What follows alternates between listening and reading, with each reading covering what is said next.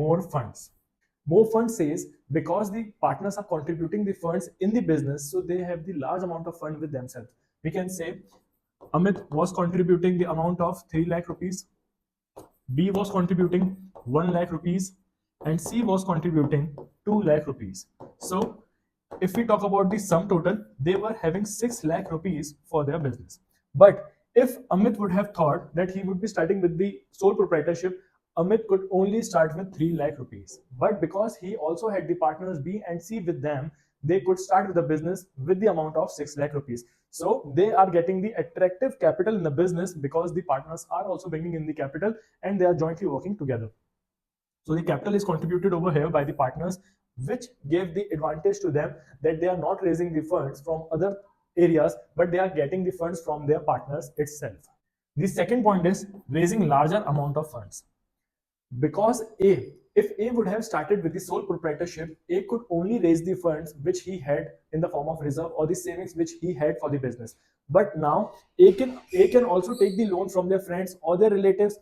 B can also approach his friends and relatives, and C can also raise the funds. Chiku can also raise the funds with the help of the family and the friends. So over here we can see because A, B, C, the three are partners in the firm. So basically he can also generate additional funds.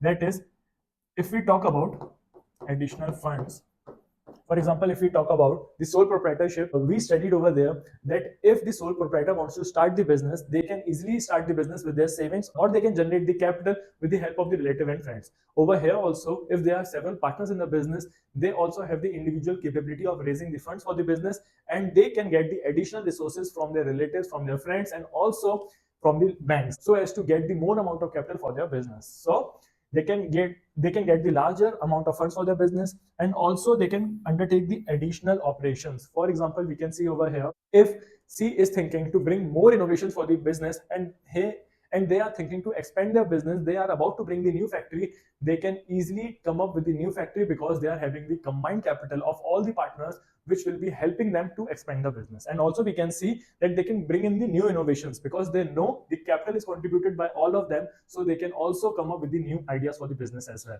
So this gives them the incentive that they are having the more amount of capital from which they can look for the expansion part, they can look for the innovations also. If we talk about the second point, they can get the additional resources from their own capabilities, from their relatives or friends.